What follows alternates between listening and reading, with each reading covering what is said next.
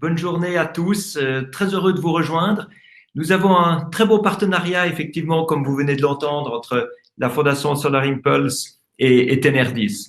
Mais je vais peut-être commencer à vous parler d'abord en tant qu'explorateur. Qu'est-ce qui se passe? Je vais juste vérifier que le système vidéo marche. OK. Que se passe-t-il quand on part dans une grande aventure? Quand on décolle en ballon pour le tour du monde? Quand on décolle avec Solar Impulse, un avion solaire expérimental? Qu'est-ce qui se passe quand il y a une fusée décolle, quand un sous-marin plonge pour la première fois? Eh bien, en fait, on est tout à coup en rupture par rapport à toutes ses habitudes, à toutes ses certitudes, à toute sa zone de confort.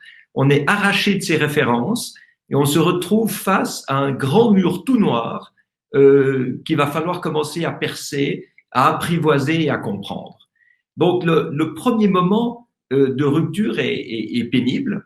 Et ensuite, si on accepte ce moment de rupture, si on accepte cet inconnu, on entre dans l'aventure. Et ce qui est magique dans l'aventure, c'est qu'on est totalement obligé de se connecter à toutes ces compétences, à toutes ces capacités, davantage de compréhension, davantage de concentration, davantage d'ouverture, de créativité. Et la magie de l'aventure, finalement, c'est au moment où on accepte la rupture, au moment où on accepte la crise.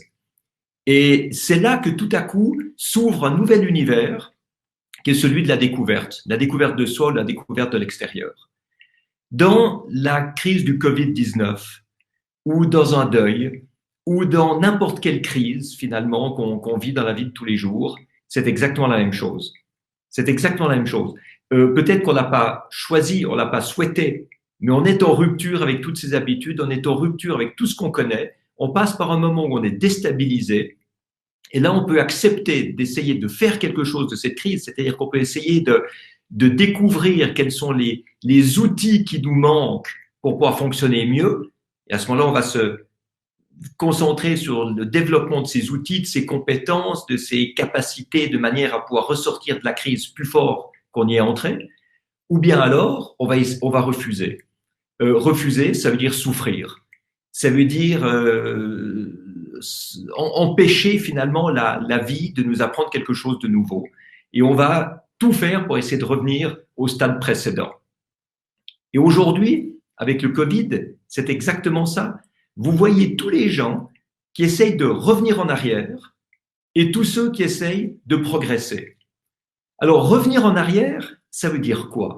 Ça veut dire essayer désespérément, à coup de milliards d'euros et de dollars déversés sur les marchés, de revenir au monde qu'on avait avant. Le monde qu'on avait avant, si on est honnête, c'était un monde qui était instable, qui était fragile, qui était inéquitable, qui était polluant, où la nature était mise en danger. Et en plus de ça, c'était un monde qui frisait déjà la récession, parce qu'on ne peut pas avoir une croissance illimitée qui inonde les consommateurs de produits qu'ils ont déjà et que finalement tout le monde va finir par arrêter d'acheter. Est-ce que c'est ça le monde qu'on voulait? Eh bien, non. Enfin, j'espère non, parce que s'il y a des gens qui aimaient ce monde-là, c'est vraiment qu'ils sont aveugles à tout ce qu'on peut améliorer. Donc aujourd'hui, avec la crise du Covid, ce qui est passionnant, c'est de se demander comment construire un monde différent grâce à cette crise. Quand tout s'écroule, c'est beaucoup plus facile de construire quelque chose de différent que quand on est dans la routine. La routine, c'est justement ce qui tue la créativité, c'est ce qui nous empêche d'évoluer. Autrefois, nous étions dans la routine. Alors, il y avait des conférences sur le climat, il y a des associations de clean tech, l'ICN, Tenerdis, la Fondation Solar Impulse qui essayait de développer la promotion de toutes ces technologies propres. Mais finalement, c'est très difficile, quand on est dans la routine, de changer quoi que ce soit. Aujourd'hui, c'est beaucoup plus facile de changer quelque chose. Beaucoup plus facile. Par contre, il faut lutter contre la peur de ceux qui ne veulent rien changer. Alors, on est dans une situation où il y a des milliards d'euros qui sont déversés sur les marchés et ces milliards doivent servir à construire quelque chose de nouveau, c'est-à-dire un monde qui est durable, un monde qui est efficient, un monde qui va pouvoir utiliser des nouvelles technologies, qui va pouvoir développer des nouvelles industries, notamment dans les déchets, dans l'économie circulaire, dans l'efficience énergétique, dans la construction, rénovation de bâtiments, dans l'agriculture, dans les processus industriels. Alors, peut-être que le changement aussi radical fait peur. C'est psychologiquement effrayant de changer. Mais aujourd'hui, il faut voir que c'est beaucoup plus effrayant de ne pas changer. C'est ça qui devrait nous faire peur. Alors, à Tenerdis, à la Fondation Solar Impulse, à l'ICN, on sait qu'il y a des solutions technologiques, des produits, des systèmes, des nouveaux matériaux, des programmes qui sont capables de protéger l'environnement et en même temps de stimuler la croissance économique, en même temps de créer des emplois et de faire du profit industriel. C'est ce qu'on peut appeler la croissance qualitative.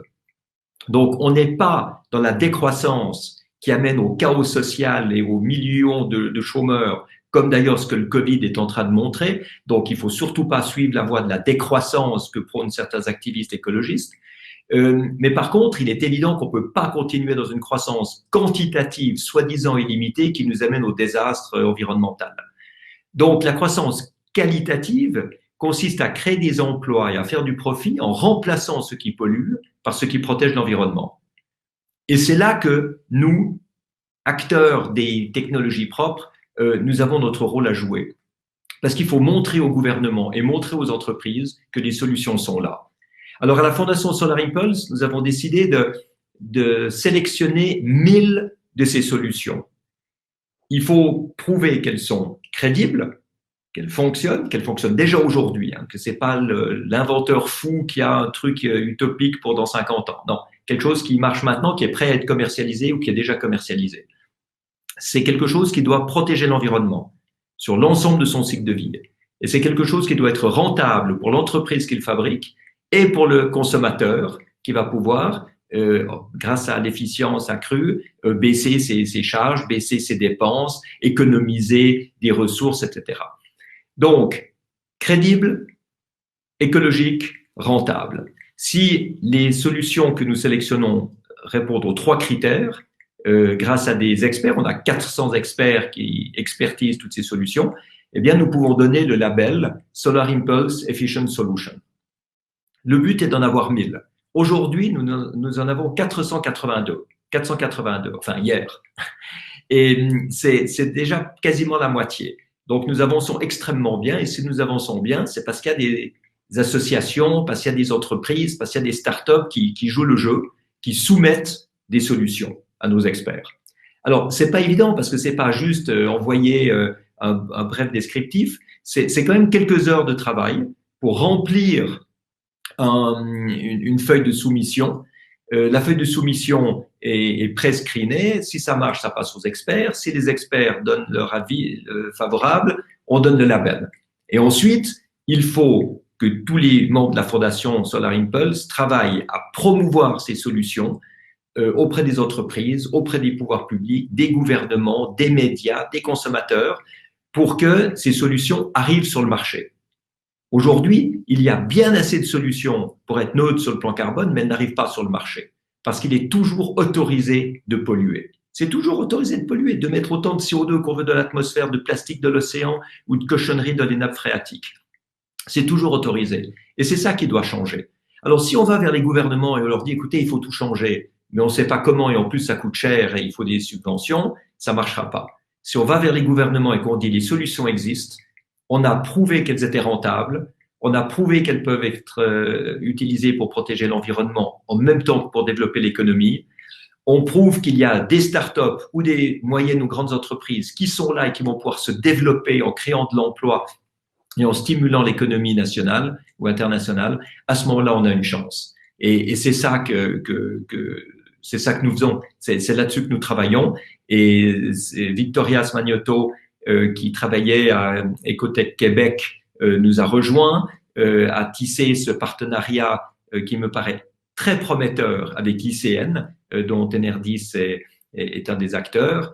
Et nous avons donc la possibilité maintenant d'accroître notre collaboration de manière non-for-profit. Hein. Nous, on ne facture pas le label que nous offrons aux entreprises. Nous sommes une organisation à but non lucratif, donc nous sommes soutenus par des partenaires industriels ou privés qui nous permettent d'offrir ce label, d'offrir ces expertises, d'offrir la promotion, parce que nous pensons que c'est utile pour des startups ou pour des entreprises, mais c'est utile pour le monde en tant que tel.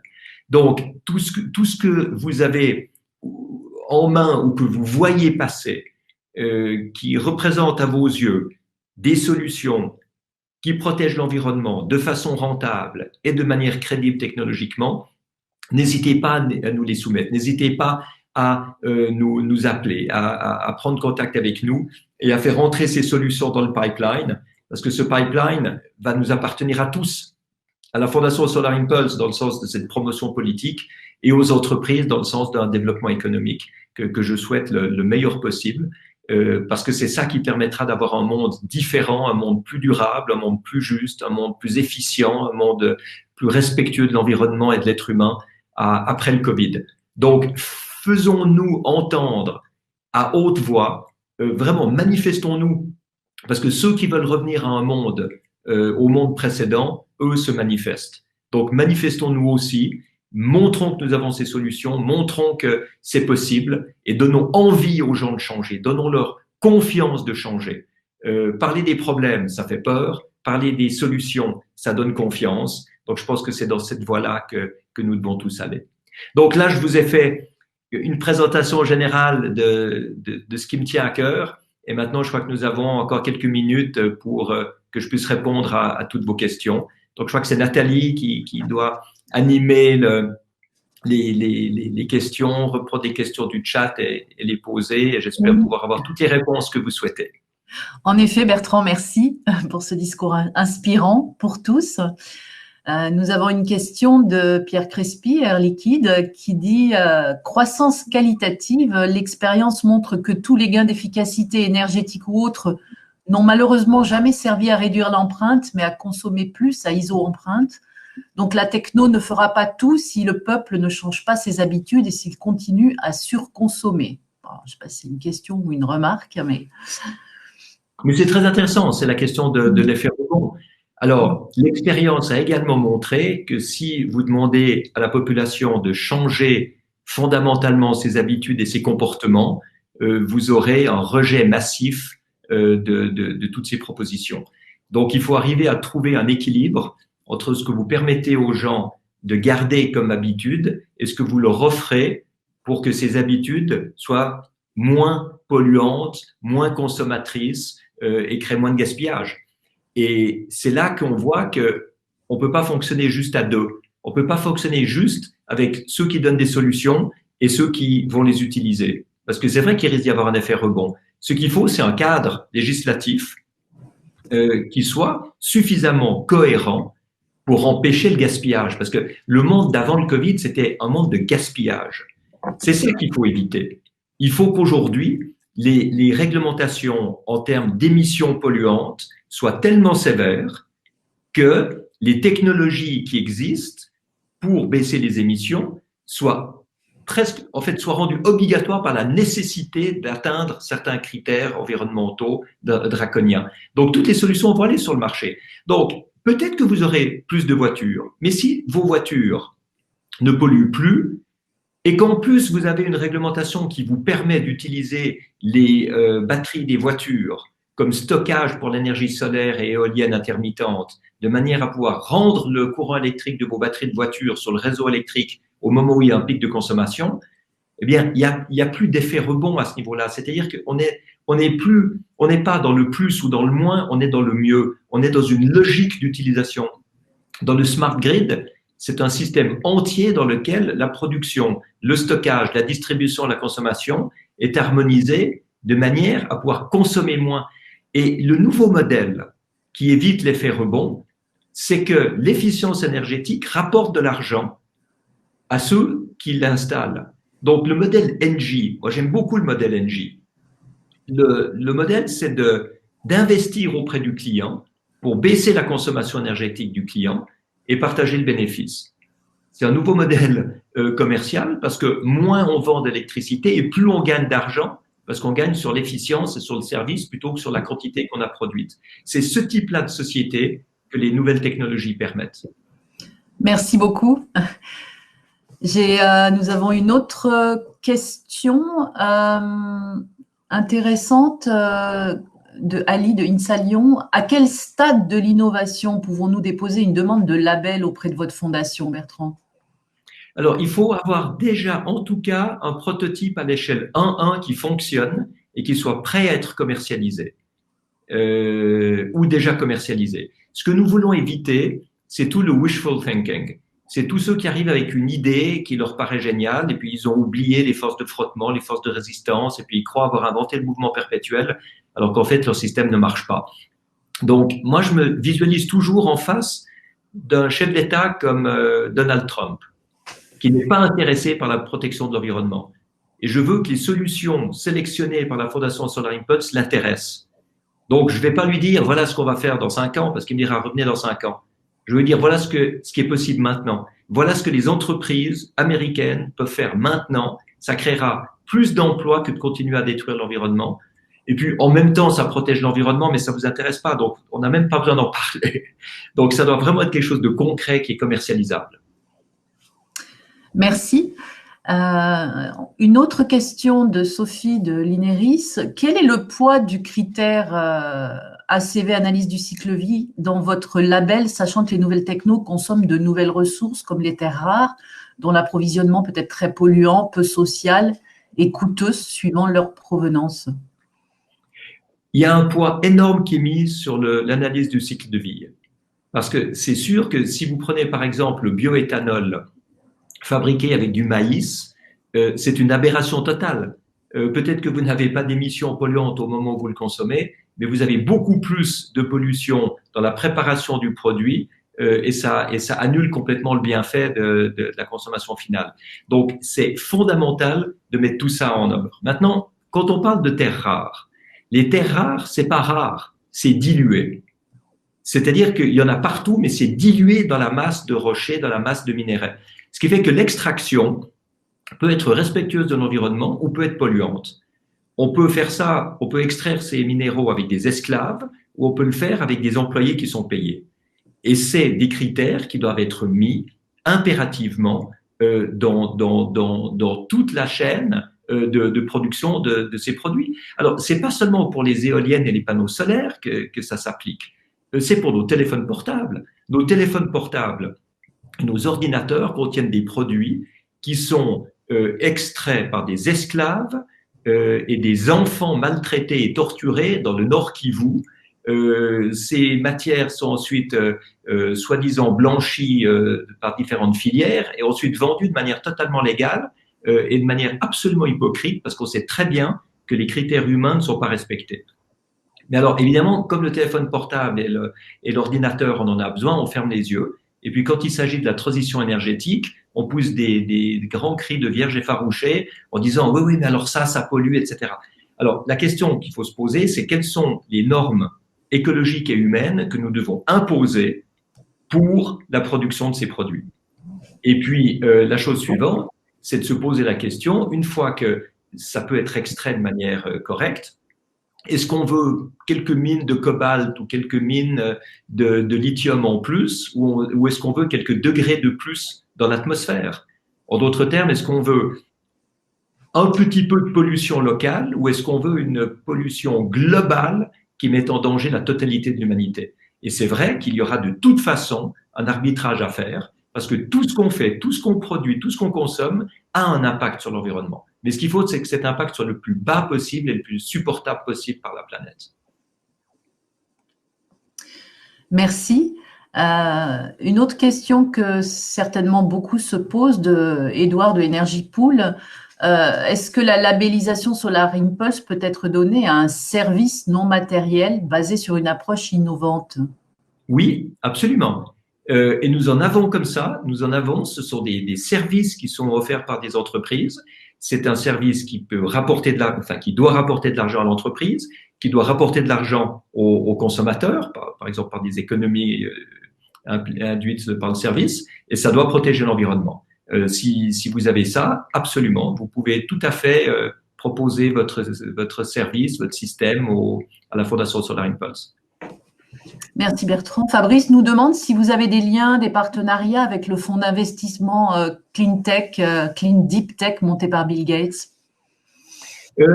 Pas vraiment, pas vraiment encore. Nous en avons avec le Cleantech Group, avec la Banque européenne d'investissement, la BEI. On en a avec toute une série d'investisseurs, avec BPI France, etc. Avec le fonds de Bill Gates, j'ai pas eu de vraie connexion encore avec lui. Ça pourra venir. Si vous en avez, volontiers. Merci. Alors, une remarque et une question de Jacques Languet, EDF. Tout d'abord, merci pour cette bouffée d'espoir, d'humanisme, mais aussi cette vision entrepreneuriale. Question, comment maîtriser la consommation d'énergie dans les pays en émergence ou tout au moins l'orienter vers des techniques propres, car croissance dans ces pays est liée aussi à l'espérance de vie. Donc, il y a un intérêt immédiat financier pour ces pays à se tourner vers certaines ressources fossiles. Oui, d'accord jusqu'à la dernière phrase. Je pense qu'il n'y a pas d'intérêt à se tourner vers les sources fossiles pour les pays les plus pauvres.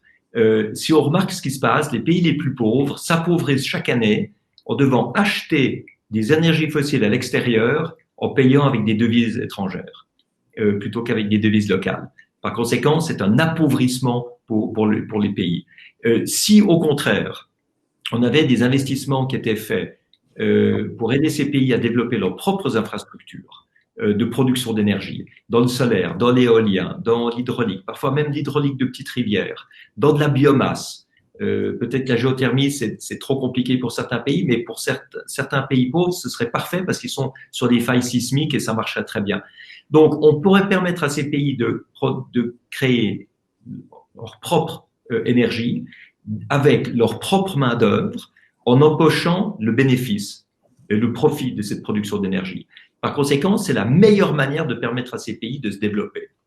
Alors, je pense que l'obstacle aujourd'hui, il n'est pas technologique.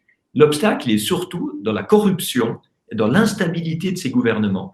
Donc, vous avez beaucoup d'investisseurs qui se disent, moi, je ne vais pas investir dans ce pays-là parce que le gouvernement risque de tomber, mon investissement risque d'être perdu, il risque d'y avoir des guerres civiles qui détruisent tout. Et cette instabilité sociale et politique est, à mon avis, le principal frein au développement économique de ces pays, beaucoup plus que le côté énergétique qui, lui, pourrait être résolu parce qu'il y a assez d'argent à investir dans ces pays. Très bien. De mon côté, je n'ai plus vraiment de questions là à ce stade.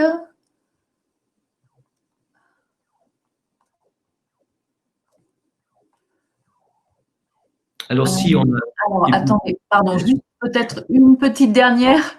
Oui. Suite à votre tribune coécrite avec Frans Timmermans appelant à un Green Deal, quelle réaction ou retour avez-vous eu, Bertrand? Beaucoup d'enthousiasme, y compris parmi des grandes entreprises. Et la tribune suivante que j'ai publiée, c'est avec 12 des grands partenaires industriels de la Fondation Solar Impulse, avec Nestlé, LVMH, Air France, Air Liquide, BNP Paribas, pour en citer quelques-uns, Engie, Solvay, etc., Breitling, tous des acteurs industriels de haut niveau qui ont tous fait l'engagement par écrit sur 2 axes. Un axe, c'est d'utiliser toutes les nouvelles technologies possibles de manière à être plus durable, à être plus écologique, à entrer dans l'économie circulaire, dans la protection de l'environnement. Et 2, et ça c'est pour moi extraordinaire qu'il s'engage là-dedans, à demander au gouvernement des politiques environnementales et énergétiques plus ambitieuses. Donc, il ne demande pas du laxisme pour que chacun fasse ce qu'il veut, il demande un encadrement législatif qui donne un cadre extrêmement clair pour savoir dans quelle direction ils peuvent investir. Et si le cadre environnemental est draconien, eh ben, ils sauront que l'investissement sera rentable pour atteindre ce cadre-là. Donc, les entreprises jouent le jeu, enfin, certaines entreprises jouent le jeu, et elles veulent éviter la distorsion de concurrence avec ceux qui ne jouent pas le jeu. Donc, c'est pour ça que les pouvoirs publics sont sollicités maintenant de plus en plus par les entreprises pour que justement ce Green Deal avance le plus rapidement possible et qu'on sache quoi faire sur le plan des décisions stratégiques dans les entreprises. Merci. Nous avons Sylvain Pénaud de Schneider Electric qui dit que les batteries auraient intérêt à être produites en Europe ou en France pour réduire l'empreinte carbone des véhicules électriques. Votre avis sur les aspects réglementaires qui pourraient favoriser cette relocalisation, Bertrand? Alors, ça me permet de rajouter quelque chose que j'ai oublié, c'est que Jean-Pascal Tricoire, le PDG de Schneider Electric, est également signataire de cette tribune. Et c'est vrai qu'il faut maintenant relocaliser beaucoup de choses en Europe. L'Europe, vous savez, par appât du gain immédiat, a sous-traité beaucoup trop de choses à la Chine. Même les terres rares, il y en avait en France qui étaient exploitées de manière beaucoup plus écologique qu'en Asie. Mais pour gagner quelques centimes sur le kilo ou la tonne, on a délocalisé ça. Donc maintenant, il faut réindustrialiser, même si c'est un petit peu plus cher en Europe qu'en Chine. Eh bien, avec une crise comme celle du Covid, on voit qu'on pourrait continuer à fonctionner beaucoup mieux qu'en dépendant de l'autre bout du monde.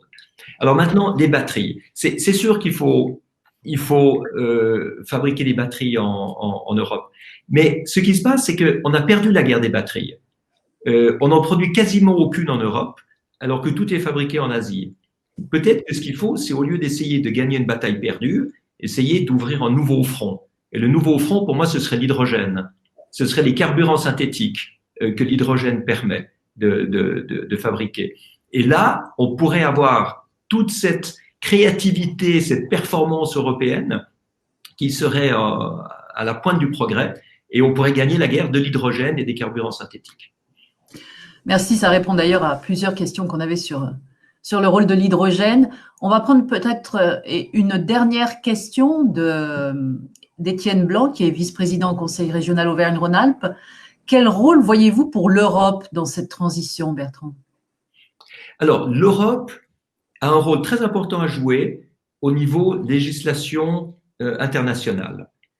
Par exemple, une taxe carbone à l'entrée des frontières européennes. Il ne serait pas normal que l'Europe fasse beaucoup d'efforts avec le Green Deal et qu'on puisse ensuite importer de l'autre bout du monde des produits issus de la déforestation, issus du massacre de biodiversité ou de production hyper polluante. Donc, il faut qu'on puisse assumer d'être plus propre en Europe et d'empêcher ce qui est sale d'y arriver, ou alors de payer une taxe carbone à l'entrée. Donc, extrêmement important. Ensuite, l'Europe a comme fonction de garantir un équilibre entre ceux qui sont peut-être favorisés sur le plan énergie renouvelable et ceux qui ne le sont pas. C'est clair que la Pologne ne peut pas être accusée de ne pas avoir autant d'énergie solaire que le Portugal ou l'Espagne. Il faut aider la Pologne à faire cette transition. Donc l'Europe a vraiment un rôle d'équilibrage fondamental. Mais le risque, c'est de se dire, laissons faire l'Europe, et quand ils auront la réglementation nécessaire, eh ben, on l'appliquera et en attendant, on ne fait rien. Alors, si on parle d'une région, en France, il y a déjà beaucoup à faire, énormément à faire. Donc, il faut laisser ou encourager les hautes sphères de faire ce qu'il faut, mais à l'échelle locale, à l'échelle régionale, même à l'échelle des villes, il y a énormément à faire, et notamment d'implémenter à titre expérimental toutes les solutions technologiques qui sont rentables et qui sont existantes aujourd'hui. Il y a des systèmes qui permettent aux voitures d'être plus propres, mais implantons ces modules sur toutes les voitures de la région ou de la ville. Il y a des systèmes qui permettent d'économiser l'énergie dans les bâtiments. Implémentons ça à l'échelle locale. Il y a des processus industriels qui peuvent être faits à l'échelle locale. Il y a du recyclage, il y a de la deuxième vie qu'on peut donner à des déchets. Donc tout ça, ça peut être fait. On a 482 exemples qui pourraient être implémentés suivant les endroits. Donc surtout, n'attendons pas que les autres prennent les devants, prenons les devants nous-mêmes. Merci beaucoup d'avoir pris le temps de répondre à ces questions que nous ne pourrons pas toutes traiter là, ici et maintenant. 482, c'est le chiffre que je retiens. J'espère qu'il va grossir avec les candidats des adhérents Enerdis. Je vous remercie, Bertrand. Je laisse la parole à Elisabeth. Merci Oui, beaucoup. bonjour. Ouais, écoutez, merci, un grand merci pour votre participation et je suis sûre que ça aura passionné évidemment l'ensemble des participants à cette assemblée générale. Et effectivement, pour nous, voilà, c'était aussi l'occasion, voilà, de renforcer le fait que on va avec Quentin Bonnefoy, là, qui est notre chargé de mission pour cette opération, faire tout le nécessaire. Et je suis sûre qu'on aura aussi beaucoup d'applicantes, de personnes qui seront voilà, plus que mobilisées pour répondre à cet enjeu et vous accompagner, et vous proposer leurs solutions. Et elles sont très, très nombreuses dans le pôle, donc je suis assez confiante. Voilà. Mais en tout cas, un grand merci, mais un grand merci à vous. Et puis, voilà, je vous libère, voilà. Et en tout cas, voilà, en tout cas, on se tiendra au courant et en particulier des résultats de cette campagne pour Ténardis, qui s'est conclue effectivement avec l'ICN derrière. Écoutez, merci beaucoup de votre invitation. Bonne fin d'Assemblée générale. J'ai eu beaucoup de plaisir à passer ce moment avec vous. Au revoir à tous et à toutes. Merci, au revoir.